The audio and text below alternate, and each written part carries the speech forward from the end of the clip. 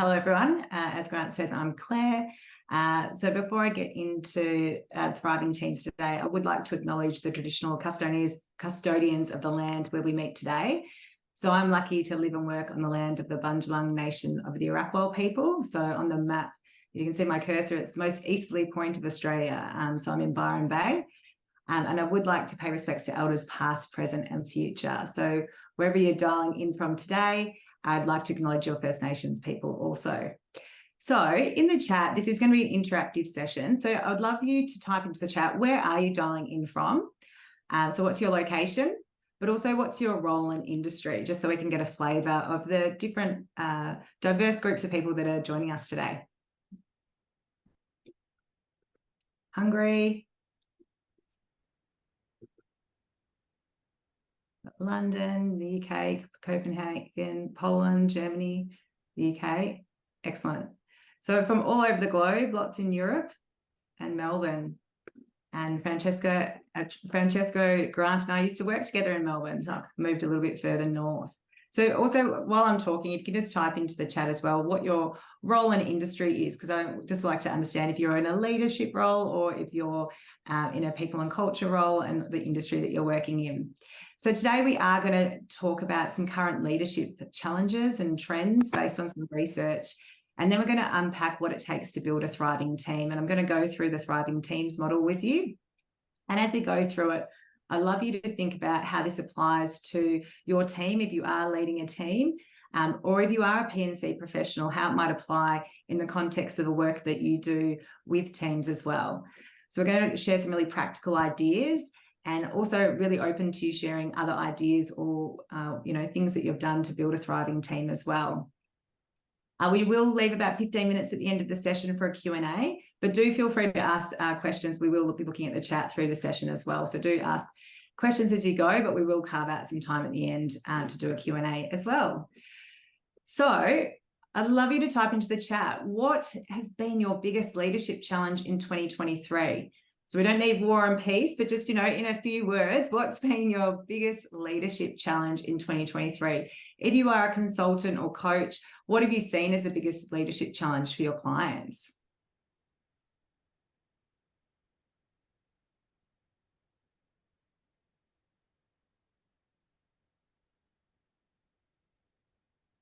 Accountability, remote leadership. Yep, we're going to talk a bit about flexibility. Confidence, yeah, so confidence in leaders. Pace of business and changing market with lots of complexity, definitely. Uncertainty, yeah, there's lots of change happening around us all. Remote leadership and engaging staff. So we're going to talk a little bit about that today, as well as accountability. So it sounds like there's some consistent themes there as well, and hopefully we'll be able to touch on some of those. And if we don't, feedback too, and feedback's something that we need to create, a normalized feedback and create a culture of feedback. So I thought a good place to start would be to talk about, globally, what are some of the trends that we've seen in 2023 in terms of what's happening in the workplace. So I wanted to take a step back and look at the bigger picture, and I'm going to draw on some research that was done by Gallup with the 2023 State of the Global Workplace Report. And you can see the number there, $8.8 trillion, which is a productivity opportunity or productivity gap, because so many people are disengaged in the workforce right now. And so in this study globally, there's only 23% of people who are thriving at work. So that's 1 in 5 employees are actually thriving and fully engaged at work.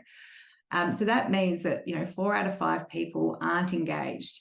So when I talk about thriving's really where people feel a connection to the work that they do. They feel purpose in what they're doing every day. There's pride in what they do, and they take on ownership in the work that they do in terms of their performance. So these are the people who go the extra mile, and they have their teammates' backs, and also for their customers and clients as well. The 59% that Gallup identified that aren't engaged, they're calling the quiet quitters.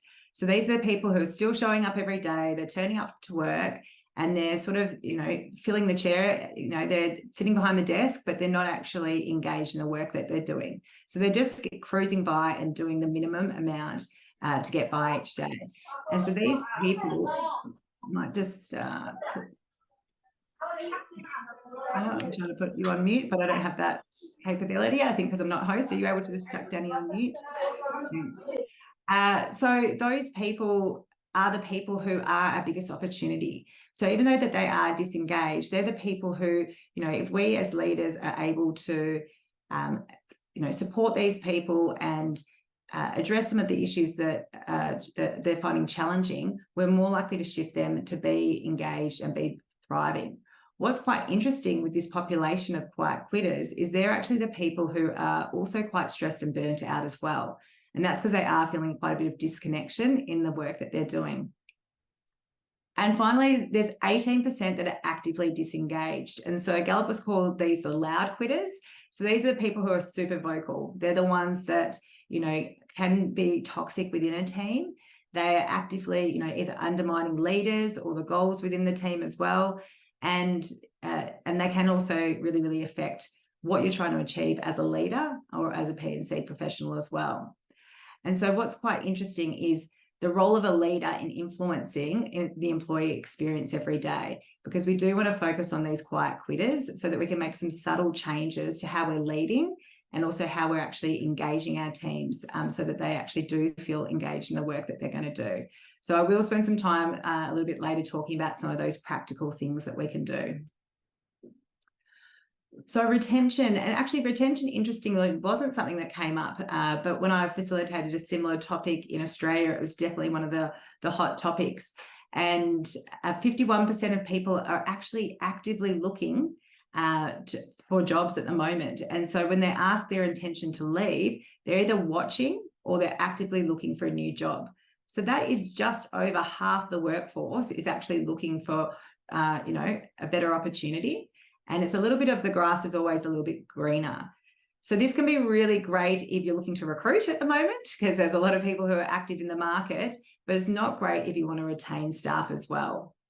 And what's also quite interesting, of the people who are actively disengaged, they're the people who are obviously, and I don't think it's a huge surprise, but they're the people who are going to be more likely to also be disengaged at work. They're the ones that are also openly looking for work as well. So I think we need to kind of shine the light on ourselves of what we're doing as leaders or P&C professionals to support our people to want to stay in organisations.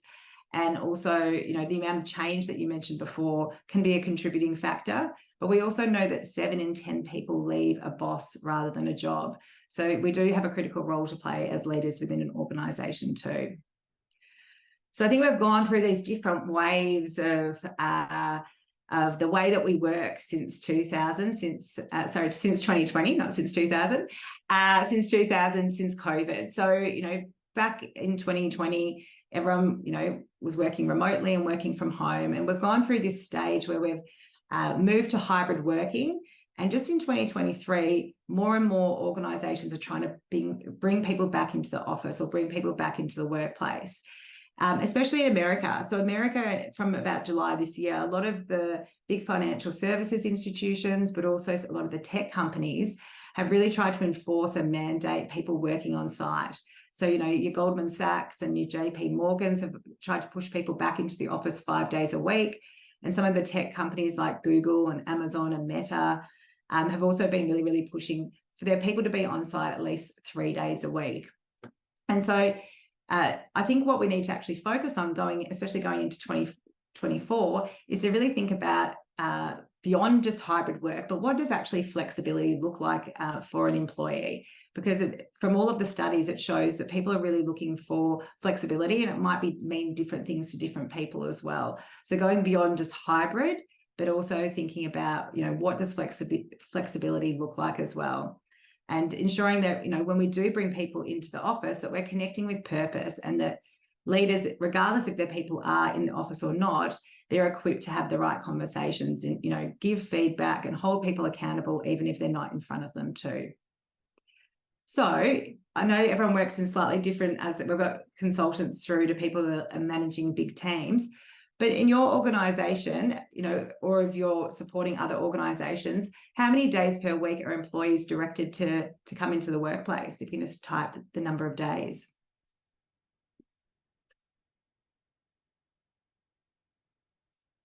So 4 to 5. So that's in healthcare, 2 to 3, 2 to 3. Yeah. So a real mixture there, which is what the results are showing as well. Okay, so some organisations are less as well. And it's just interesting in terms of how we've led those messages around that change as well to bring people back.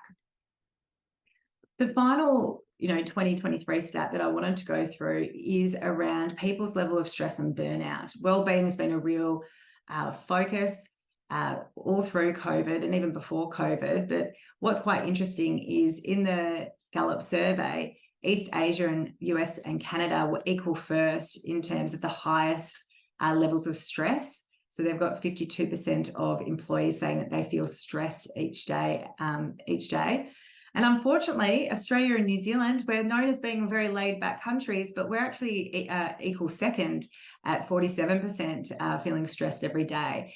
So compared to the 44% globally.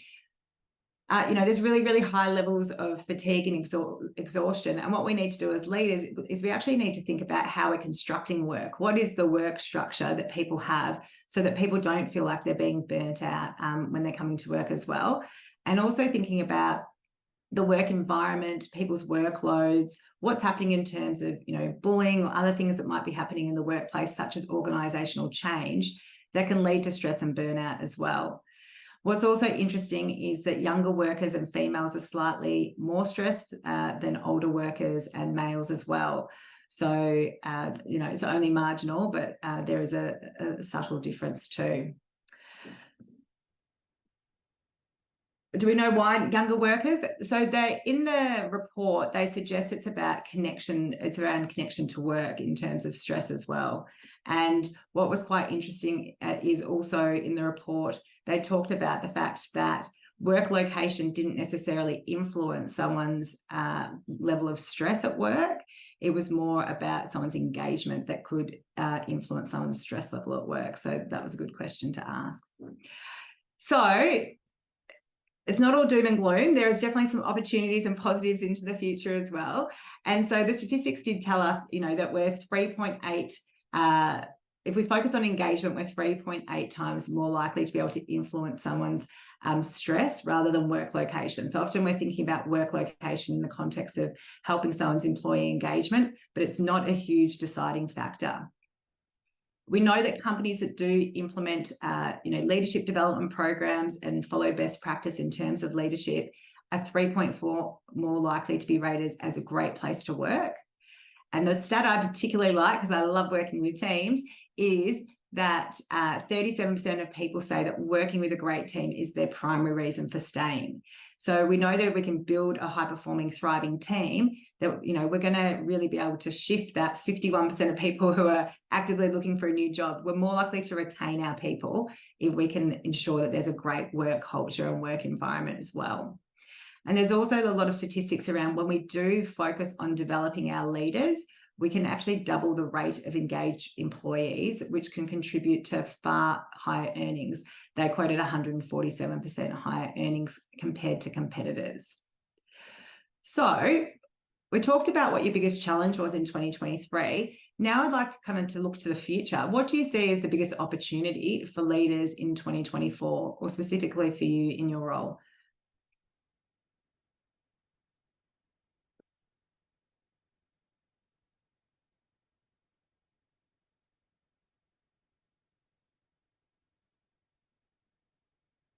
I need some thinking music. Connections, bringing people together. Yeah.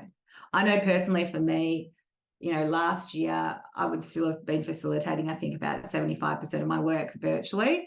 And this year it completely shifted in 2023, where it was sort of, I would say, 90 to 95% face-to-face. So people definitely are wanting that connection and really to connect with purpose and bring people together. So I think that will continue to be a trend going into 2024. What else is the opportunity? Creating a sense of belonging. Yeah, and we're going to talk about that as well today in terms of belonging, improving services for both customers and internal colleagues. Yeah. Bring people together, creating new ways of working for individuals and organisations, leveraging their strengths. Yeah. And I think that well-being and sense of purpose is a really good point that you've made there, because I think people feel a sense of connection. Well-being of the team and supporting the team. Connecting ideas, building together. So there's definitely this theme around connection that I'm hearing, and well-being as well. and that connection to purpose as well. You guys are very good students. We're going to talk about the Thriving Teams model that talks about some of the things that you've just spoken about too. So let's get into the model. So, you know, we've talked about people's intention to stay, you know, being at this all-time high at 51% and actively looking for a role. And then we've also talked about the fact that we know that people are more likely to say when they're part of a great team. So we're going to talk through, you know, a few different parts of how we can actually make that magic happen, where we can actually build a high-performing team. Because lots of organisations have high-performing individuals, but it's when we actually get everyone working together that's, you know, where we actually are able to be a thriving team and we can be high-performing too.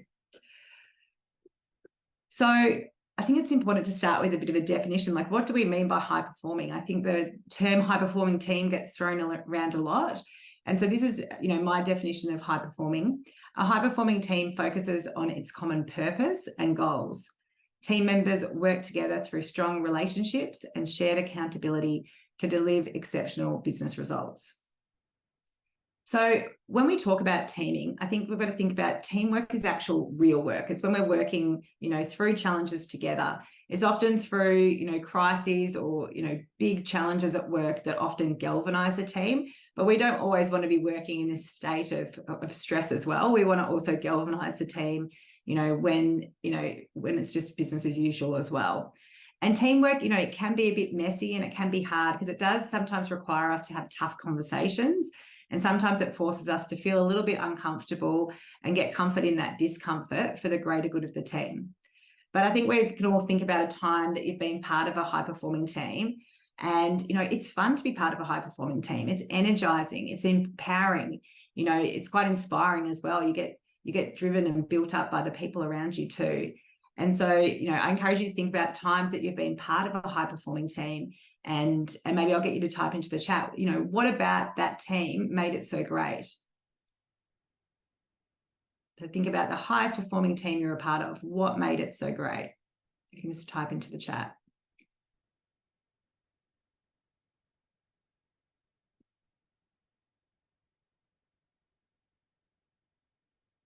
Great synergies with a clear vision. Yeah. So having that clear direction, high trust. We had each other's backs. Yeah. Being able to have honest conversations when things are not going well. Yeah. Just as you said, lifting each other up, being able to be authentic and know that you have each other's trust and support. We energized each other, picking each other up. When one of us had challenges, it was fun. Yeah, feeling of the energy and professionalism, clear objectives, trust, and various personalities. Yeah, excellent. So I'm sure for most of you, this concept I'm going to talk through isn't something new. It's based off the work of Patrick Lencioni, who obviously is a bit of a pioneer in the high-performing team space. But we're all part of multiple teams. So, you know, we're part of teams, could be project teams. We're part of, you know, business as usual teams. We might lead teams. We might have our peers and the teams that we're a part of. But I want you to think about who your first team or primary team is. So when you think of your team, and I don't want you to just type in the answer that you know that you should say because you've read the book, but if you actually really think about who your first team is, when someone says, you know, what's happening with your team, who's the first team that you think of? Who is that primary team? Is it the team that you lead or is it the team that you're a part of? And you can just type it into the chat. And maybe we might actually have a little bit of a discussion around this. So when you think about your first team, is it the team that you lead or the team that you're a part of?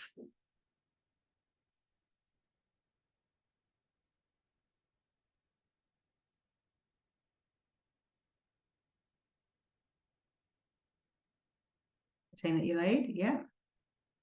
Different times it's both. Team that I lead, yeah. My family unit, yeah. So, yeah, so matrix team makes it even more complex as well. So, you know, in Patrick Lencioni's work, he suggests that your first team or your primary team should be the more senior team. So it should actually be the team that you're a part of, which is quite interesting because 72% of people will actually say it's the team that they lead. And the reason being is that you feel accountable for the team that you lead, but also you probably also spend more time with the team that you lead potentially. And you might feel very like that's your patch. But the reason why he suggests that it should be the team that you're a part of is we want to break down any sort of siloed mentality. We want to lift our gaze and we want to make decisions for the greater good of the whole. And so this doesn't mean I'm telling you that now you ditch the team that you lead and you're only focused on the team that you're a part of. This is just a mindset shift. It's about lifting our gaze and thinking when we do make decisions and when we're with our team, are we making decisions for the greater good of the whole? And so it's a bit of a shift in the way that we think as well. So I'm keen just to hear from anyone who typed into the chat or anyone who wants to come off mute, what your thoughts are around that concept, because I know that it can be a bit of a challenging concept about shifting your mindset to the team that you're a part of rather than the team that you lead. I can start, Claire. Yeah, I think for me it depends on the moment that you find yourself within, the context of the work. Sometimes you do need to take that leading role and be more directive and sometimes coercive and facilitative and collaborative to get people to come together. But I'm a big believer in, that once people have that, they should be given some freedom to step into their own leadership space as well, and that they can take a leading role in the work they do. They're often more suited to the work that they do than I am as well. So it's kind of, knowing when to pick that up and drop that off. And we're a very small team with a big global impact. And I really rely on everybody to step into those spaces. But I'm always there to make sure that if they can't or don't know how to or don't feel secure in that, they've got support to do that as well. Yeah. Thanks, Grant. Mm-hmm. Anyone else want to share their kind of perspective on that mindset shift between the team that you lead and the team that you're a part of?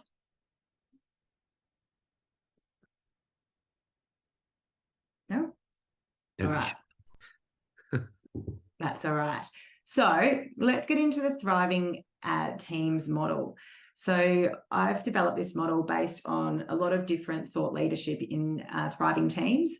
So I have drawn on the work of Patrick Lencioni in the context of the 5 dysfunctions of a team, Amy Edmondson in the context of psychological safety, Brene Brown around vulnerability-based trust, David Clutterbuck, who's written about 70 books on teams and team coaching. I was lucky enough to study under him for 10 months last year.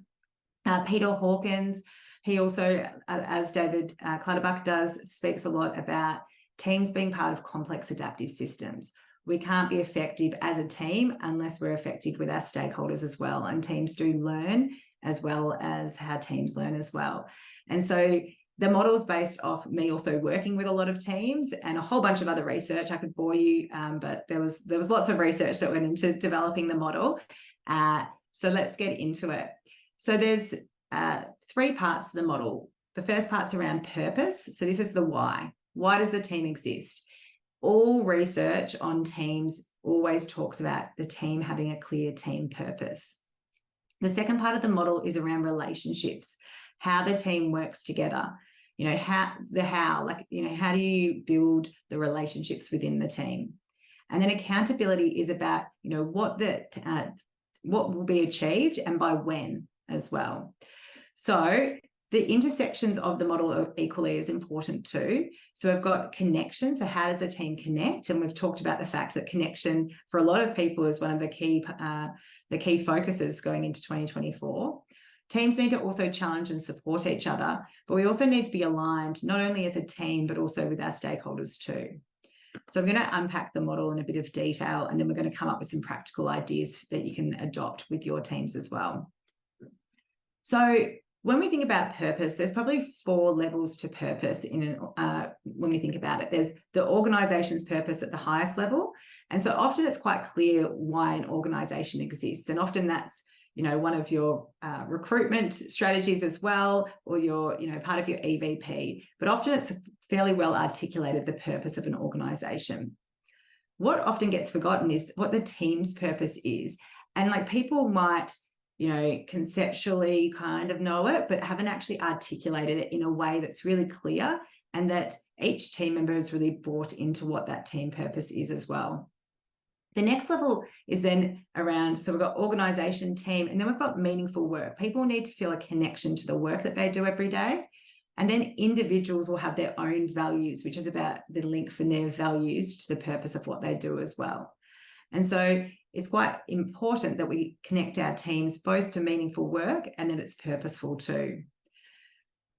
So when we talk about team purpose, this is the why the team exists. So this should link each team member's personal values and the work that they do so that you can articulate a collective purpose. But it needs to be something that's going to inspire everybody. So, sometimes I'll, do work with leadership teams and they said, oh, yeah, a few years ago, we created a team purpose and it's this. And the first question I'll ask, is, does that inspire you all? And most, quite often it doesn't, because it's just these words on the page. There isn't that real connection in terms of the purpose. So getting the team together and asking some questions such as, why does this team exist? What differentiates this team from other teams? Or for teams that have been together for a while, like what legacy does the team want to leave? And so these can be really good questions to ask when you're bringing a leadership team together, or when you're working with your team, if you're a leader of a team, to be able to articulate what that team purpose is. So meaningful work is also really important. I don't believe that anyone really comes to work to do a bad job. Having said that, the Gallup State of the Workplace report suggests that we do have a lot of quiet quitters and loud quitters as well. So maybe I'm wrong, but I do feel like people do want to have a connection to the work that they do every day. And so for leaders, it's really important that we actually connect the why of the work that we do.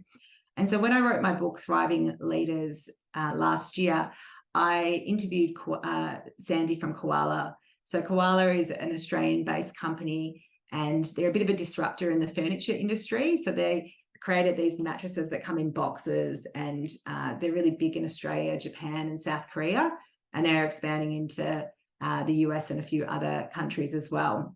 And they had this massive growth. So when they started in 2015, they had no revenue, and in the first year they had $13 million in revenue.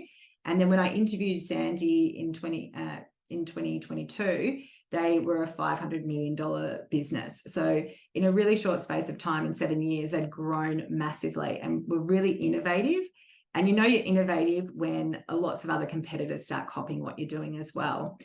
And one of the things that they were really, really proud of that they did was, they always tried to connect not only people to the purpose of the organization, but also to the why of the work that they do. And they had this belief that if they connected people to the why more than the what, people would actually step up and feel really empowered to use their initiative to deliver on those outcomes as well. And so they were really obsessed with talking about the why of the work as well.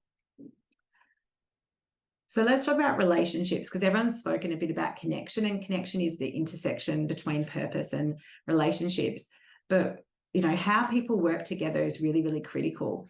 And there's two fundamental components to that. One's around psychological safety, and the other is about trust. And I'm going to share the differences between those two things.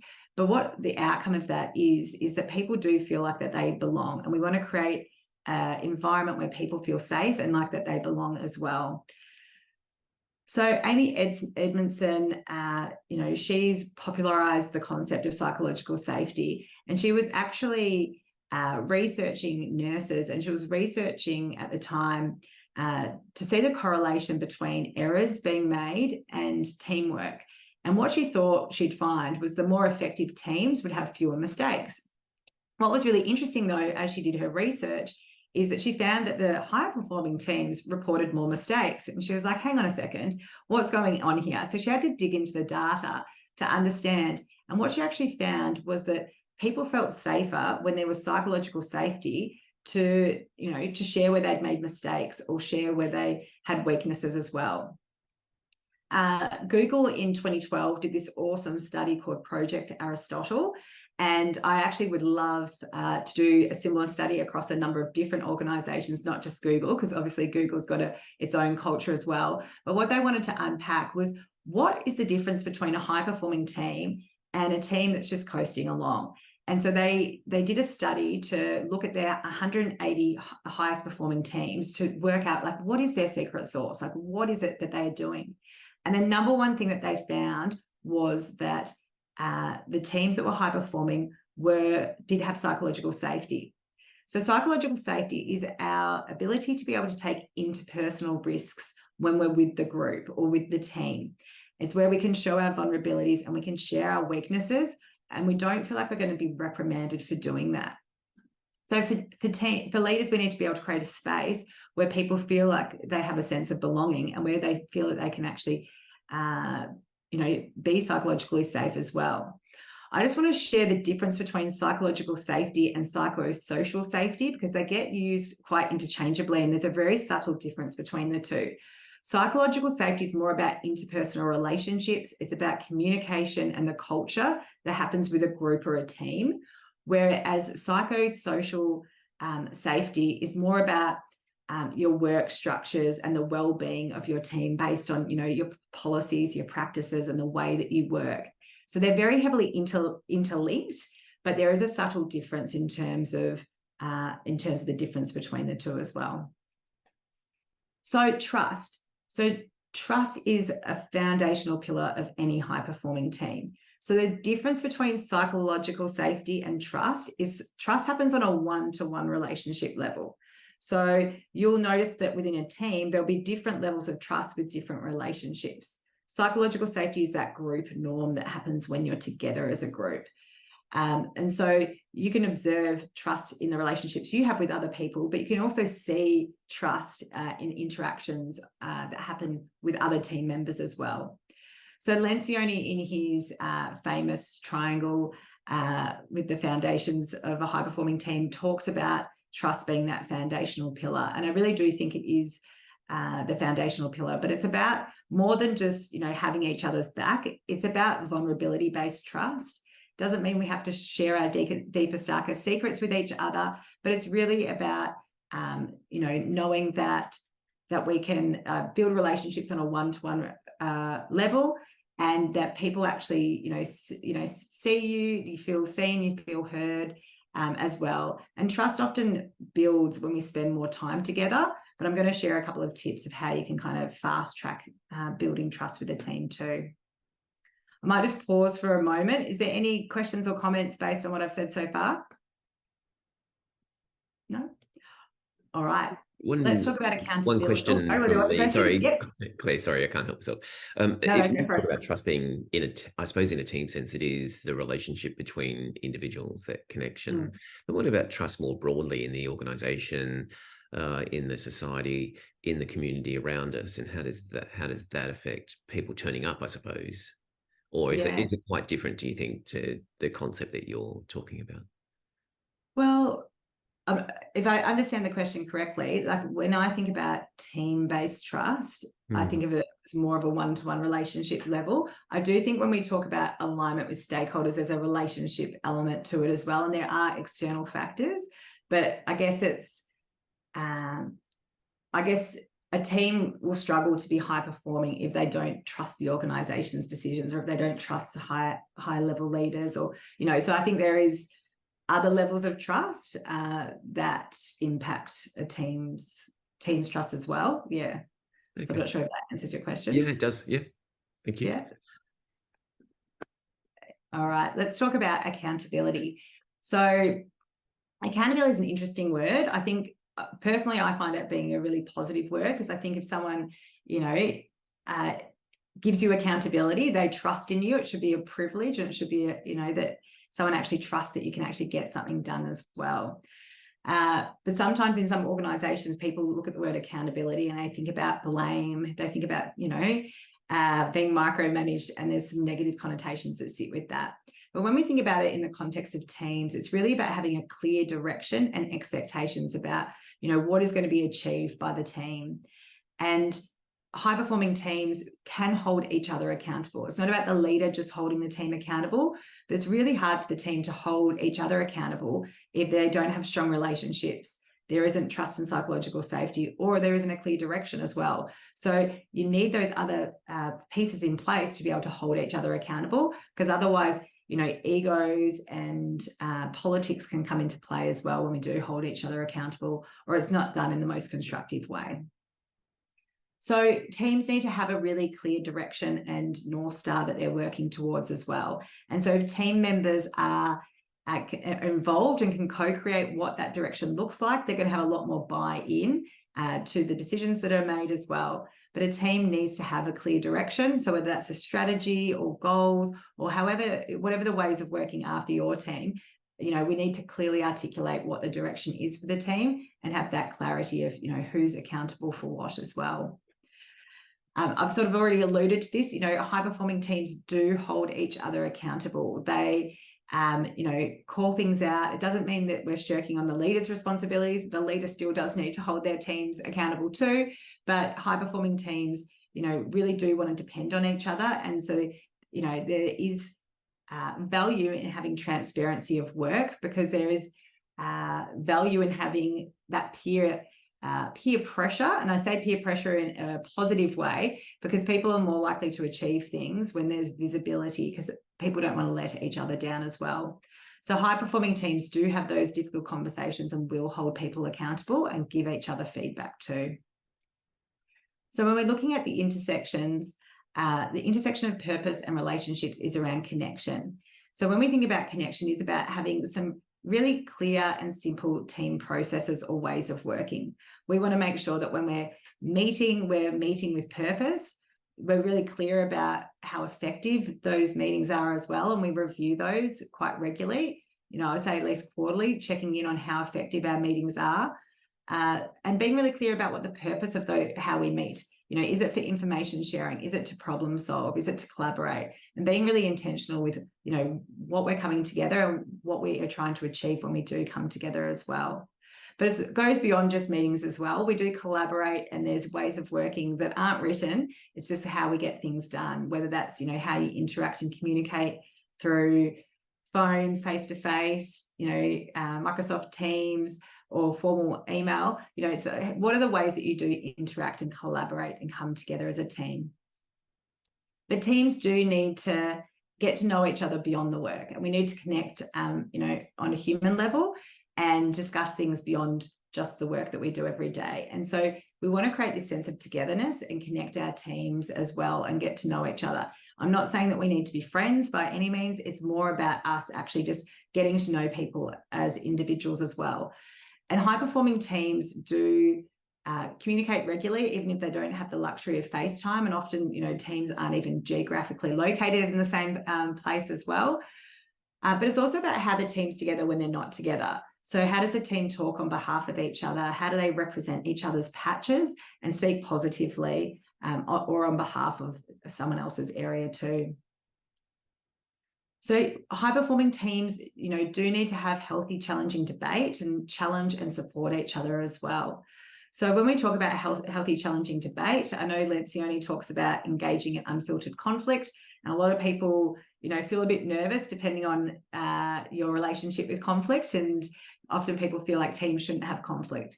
But what it is we need to have healthy, challenging debate. We need to get everything out on the table that needs to be said as a team.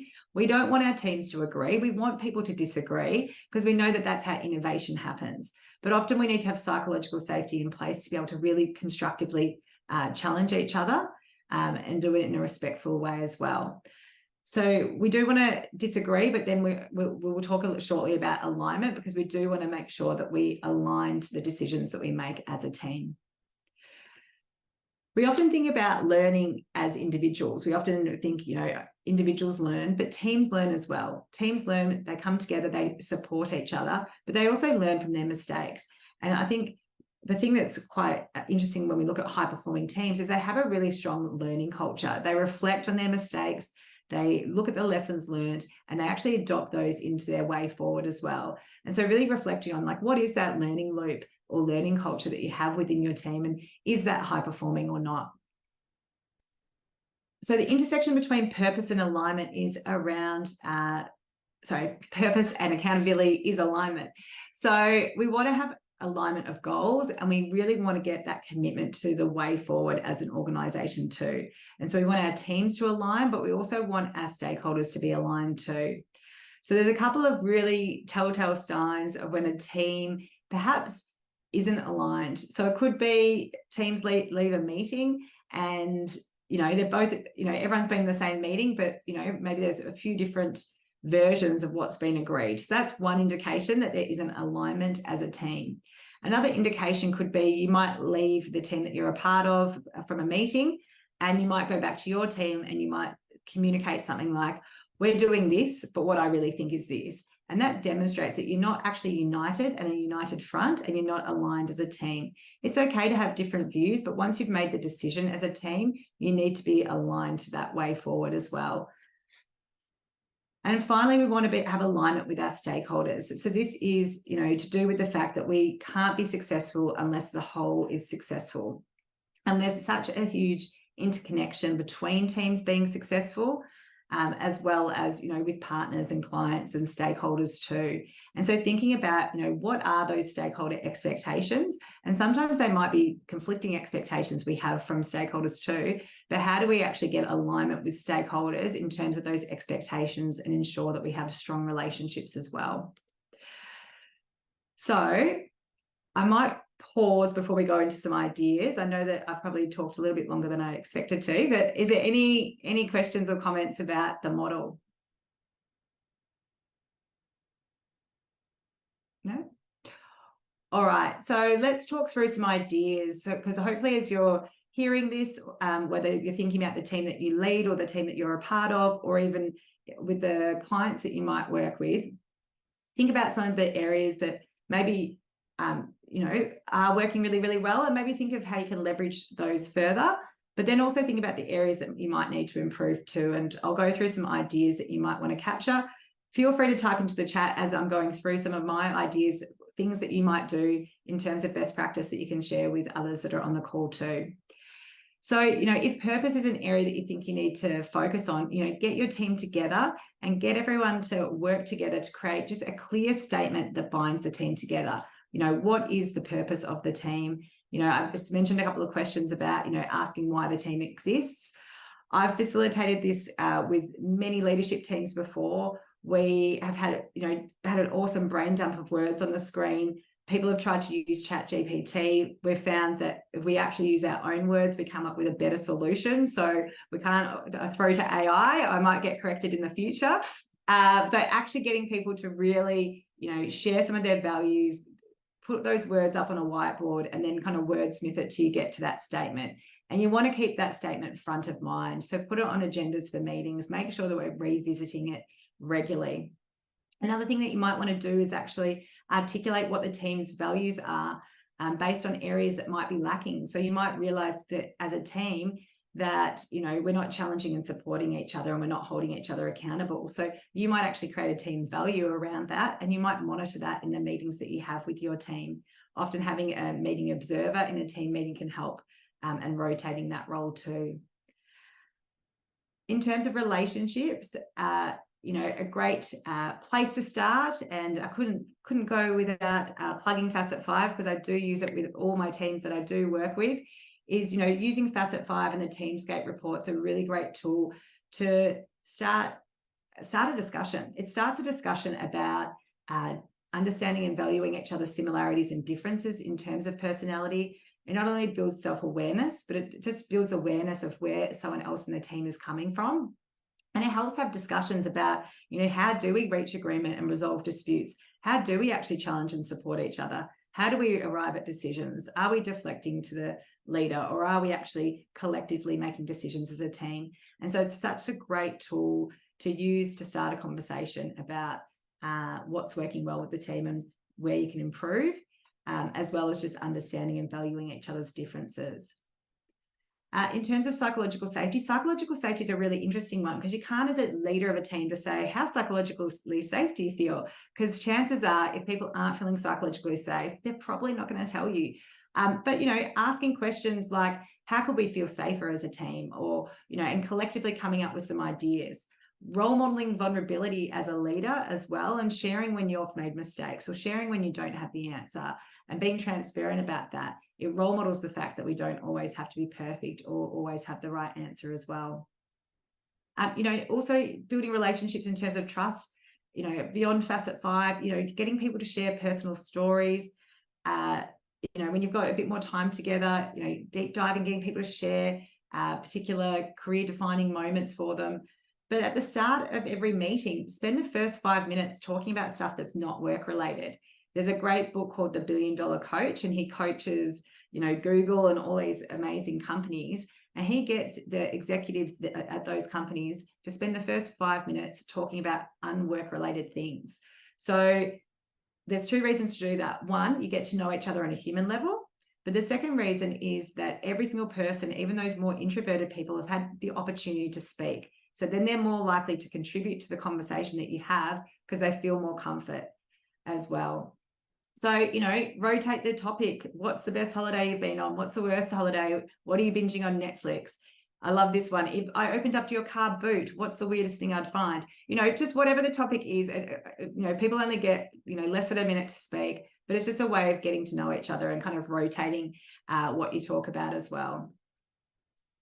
In terms of accountability, I think it's about actually ensuring that you do have a clear strategy and that the team is helping to contribute towards that strategy, if not helping to create that strategy so they have buy-in. Create transparency of work and reinforce, when people do hold each other accountable, reinforce. Oh, yes, I'm only actually sharing this one slide now. So I just got asked if I could flick the slides. So in terms of transparency of work, make sure that you do normalize holding people accountable and give positive feedback. If you feel like you're having issues with stakeholders, a stakeholder mapping exercise can be a great activity to do so that you're really clear on the relationships that you're holding and so that you can actually analyze how effective those relationships are and those expectations. And if you're trying to create a learning culture because you realize that you're not learning from your mistakes, create a rhythm where at the end of every team meeting, we share, like, what have we learned for the week? So we're actually creating a learning loop as well. So the last thing I just wanted to check in on was I wanted you to have a bit of a think about, the team, either the team that you lead or the team that you're a part of, or if you're working with a team as a consultant, where you kind of fit on this ladder to thriving. So when we talk about underperforming, this is where we don't feel like the team's performing where it should be. They don't have the motivation to perform, or there might be a bit of a lack of accountability. When teams are disengaged, there's a lack of motivation and people feel a bit detached from the organisation. When teams are complacent, this is probably your quiet quitters, where people are just cruising along and doing the bare minimum. Where your teams are performing, this is where they're meeting expectations and getting the job done. When people are engaged, it's where they really care about the work and they have that sense of motivation. And then finally, when a team is high performing, they're thriving, there's a sense of connection to purpose and there's deep trust and accountability and outcomes are being delivered. So we can just type into the chat, where do you see your team today? Complacent to performing? Yeah. Often when I facilitate this session, there's often around that dotted line, people feel their teams can be sitting. So what I encourage you to do, depending on where you do feel like your team sits, is think about some of the things we've talked about in the Thriving Teams model and how you might be able to apply that. So we've got engaged, performing. Yeah, excellent. So before we wrap up, just to the Q&A, I just thought I'd just say, as a gift for attending the session today, I did want to share the first chapter of my book, Thriving Leaders. So Grant's going to send that first chapter, a PDF of the first chapter, out to you just to say a bit of a thank you. But what I would like just to get you to type into the chat is what's been most useful based on what we've talked about, and what's one action that you're going to take. And then as you're typing in the chat, maybe I'll pass to Grant and he can facilitate the Q&A. I think he's typing. Yeah, sorry. Busy. No, that's right. Always typing something. Yeah. And as you're doing that for people who then, when we promote the session on LinkedIn, for example, and you go on LinkedIn and tell us what you think, we've got 3 copies of Claire's whole book that we'll be giving away to folks as well. I can absolutely recommend it. I have read it from front to back. I've taken more notes today as well.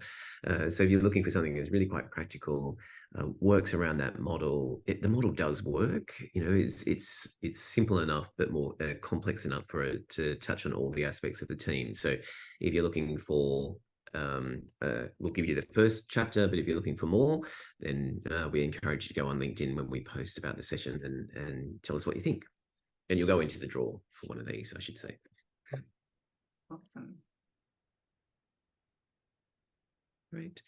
As we're going through, are there any questions for Claire, comments, critique, observations? Amanda's just said in the chat about she loves the idea of talking about legacy. Yeah, it's a really good one, especially for teams that have been together for a long time. I'm working with a leadership team and they've got a collective tenure of 219 years. So the newbies, 10 years service in the organisation. So they're a large team with lots of tenure. And so talking about legacy and purpose is quite useful when you've got teams that have been together for a while too. I think if you extend that legacy concept, it's almost the shadow that you leave as well. What do we want people to feel, and how we want our stakeholders and clients and customers to feel from the values that we hold as a team? How do we transfer that, that passion that we have, say, for Facet 5 and the way we work? How do we make sure that's evident in the work that we do and then has a positive impact on others? Awesome. Francesco said about the reminder about the team that they're a part of. What's quite interesting is because I feel like the concept of first team's quite known to leaders because it's been around for a while. And even when I was facilitating a session with about 180 leaders and I asked the question and 95% of people said the team that they're a part of, and then the managing director got up and said, are we actually behaving that way though? Because I think we've got a journey to go on. So I think, we can know the concept, but actually the behavior is what's quite critical. Yeah. Francesco? Yeah, Claire and maybe Grant, question around if your first team is the team that you're a part of, as in your most senior team, what about the leader of that team and they're a part of a more senior team? How does that dynamic play out when you've got multiple layers? Yeah. Or not part of a team, but they're just that leader, they're that pinnacle where that's everything stops. Yeah, so I feel like it's easier if you're the CEO because it's easy because it's a team that you're a part of already. But when you're part of multiple teams, it's a bit of a tension, and it's a healthy tension, and it's a discussion as well, because they actually have to say their team, the team that they lead, my first team is actually the team up here. And that's the conversation that they want them to have with their teams, because it does permeate up, if that makes sense. Because so it's a good one to actually have an open discussion with the leader to share that conflict, and or I shouldn't say conflict, but that tension that they have. Yeah. I'd